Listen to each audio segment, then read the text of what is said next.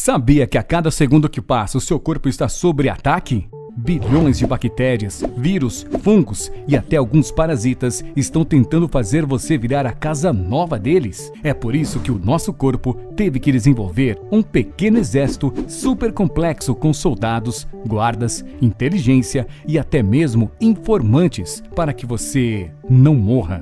Esse pequeno exército se chama Sistema Imunológico, ou para os íntimos, Sistema Imune. Esse é um sistema que tem diversas funções, como vocês podem ver. Mas calma, que essas são apenas algumas delas. Isso porque, no total, esse sistema desempenha mais de 20 funções diferentes dentro do nosso corpo. Além disso, ele também possui mais de 21 tipos de células de defesa, e todas elas têm diferentes tarefas para realizar. Mas calma, vamos entender tudo isso de um jeito mais simples. Vamos pegar como exemplo o macrófago, que é uma célula de defesa muito importante dentro do nosso corpo. Ele tem algumas tarefas para realizar dentro do nosso organismo, mas o principal trabalho dele é matar os invasores. Da mesma forma, todas essas outras células de defesa também possuem tarefas específicas para realizar dentro do nosso corpo. Mas para entender isso melhor e de uma forma mais fácil, nesse vídeo a gente vai considerar que o sistema imune tem apenas algumas dessas células. Mas e agora? O que será que acontece durante uma infecção? Imagina que num belo dia você está andando de boa e de repente você acaba pisando em um prego enferrujado que faz um corte no seu pé. Nesse momento, a primeira barreira de defesa do seu corpo foi quebrada, que é a sua pele. As bactérias que estão por perto aproveitam essa oportunidade para entrar no seu organismo. Elas começam a utilizar os próprios recursos do seu corpo para se reproduzir e dobrar de números mais ou menos a cada 20 minutos. No começo, elas tentam passar despercebidas pelo organismo, mas chega um certo ponto que elas começam a agir de forma que danifica o seu corpo. É aí que o sistema imune precisa agir o mais rápido possível para que elas não se reproduzam de forma descontrolada. As primeiras células de defesa que vão agir são os macrófagos, que são células bem grandes quando comparadas com algumas bactérias. Por esse motivo, eles conseguem engolir essas bactérias e dentro do macrófago, a bactéria fica presa em uma membrana e um grupo de enzimas consegue destruir esse invasor. Além disso, o macrófago causa uma inflamação no local onde eles estão agindo para ajudar no combate. Essa inflamação é feita através de uma sinalização por proteínas mensageiras. Essas proteínas vão fazer com que um pouco de água seja liberada dos vasos sanguíneos que estão por perto. Dessa forma, eles conseguem se movimentar mais rapidamente e comer mais bactérias. Depois de algum tempo de luta, o macrófago começa a pedir ajuda para outras células de defesa do organismo, e isso também acontece através de outras proteínas mensageiras, que vão indicar o local de batalha. As células que vão ajudar o macrófago se chamam neutrófilos. Eles deixam a corrente sanguínea e vão até o campo de batalha para ajudar a conter essa invasão. Os neutrófilos são ótimos soldados, porém eles são tão fortes e tão violentos que eles acabam matando até mesmo as células saudáveis do organismo durante o combate. É por isso que eles são programados para morrer depois de 5 dias de atividade, para evitar que eles fiquem vivos e causem muito dano ao organismo. Se nada disso que aconteceu até agora for o suficiente para parar as bactérias, quem entra em cena agora é a célula dendrítica. Essa célula vai até a zona de combate e recebe informações das outras células que já estavam em combate. Além disso, elas também coletam algumas amostras dos inimigos que estão mortos no local, quebrando pequenas partes e definindo como eles se parecem.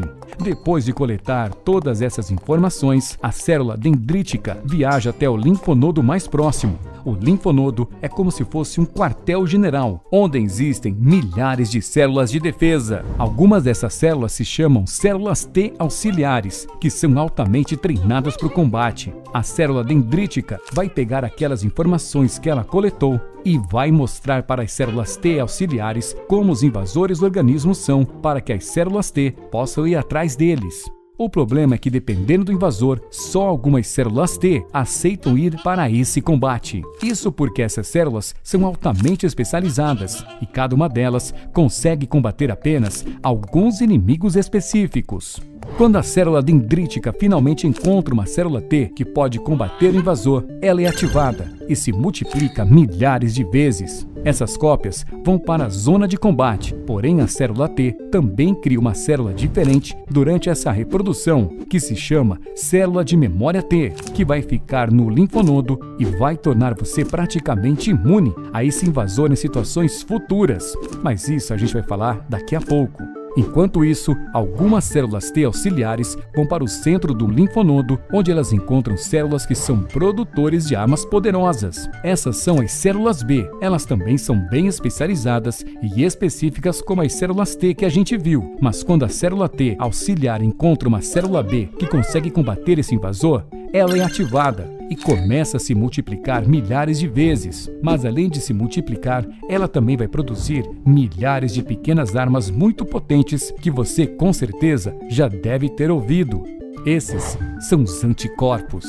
As células B trabalham tanto, mas tanto para produzir esses anticorpos que elas literalmente acabam morrendo de exaustão. É por isso que as células T auxiliares têm que falar para elas não descansarem, pois o corpo ainda está sob ataque e precisa dessas armas. Os anticorpos são pequenas proteínas construídas para se ligar na superfície de um invasor específico. Por esse motivo também existem diversos tipos de anticorpos e eles têm funções um pouco diferentes uns dos outros. É por isso que a célula T auxiliar tem que dizer qual tipo de anticorpo mais importante de ser produzido nessa situação de invasão específica. Depois de serem produzidos, milhões desses anticorpos vão se espalhando pelo sangue até ele ficar bem saturado, ou seja, cheio de anticorpos. Enquanto isso, no local da infecção, a situação está ficando muito mais difícil. As bactérias continuaram a se multiplicar e também já começaram a danificar o corpo. Apesar de já existirem algumas células de defesa nesta batalha, elas não conseguem dar conta sozinha dessa invasão, e algumas inclusive acabam morrendo. Mas é nesse momento que a segunda linha de defesa chega. Alguns bilhões de anticorpos vão entrar no campo de batalha e vão desativar os invasores, deixando eles imóveis ou até mesmo matando eles. Os anticorpos vão se ligar nas bactérias, fazendo com que elas se tornem um alvo fácil para outras células de defesa. A parte de trás dos anticorpos é feita para se conectar com as outras células que conseguem fazer uma ligação com eles e matar a célula invasora mais facilmente. O macrófago, por exemplo, é uma célula muito boa para engolir essa bactéria que os anticorpos desativaram.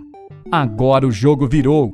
Depois de um longo período de trabalho em equipe, a infecção finalmente desaparece. Durante essa batalha, diversas células de defesa acabaram morrendo, o que não é um problema, já que o nosso corpo consegue produzir mais delas depois de algum tempo. Além disso, a maioria das células do sistema imune passam a ficar inúteis no organismo e sem ter sinais para elas serem ativadas constantemente. Essas células cometem suicídio para que não sejam gastos muitos recursos do nosso corpo para manter elas vivas. Mas existem algumas células que continuam vivas, que são as células de memória. Se esse mesmo invasor for encontrado novamente no futuro, essas células vão estar prontas para combatê-lo e vão se livrar deles antes mesmo de você ter notado. Essa foi uma explicação bem simplificada de algumas partes do sistema imune em ação. Você consegue ter uma noção do tamanho da complexidade desse sistema, mesmo ignorando diversas outras células e toda a parte química do processo. E é nesses momentos que a gente percebe como o nosso corpo é simplesmente incrível.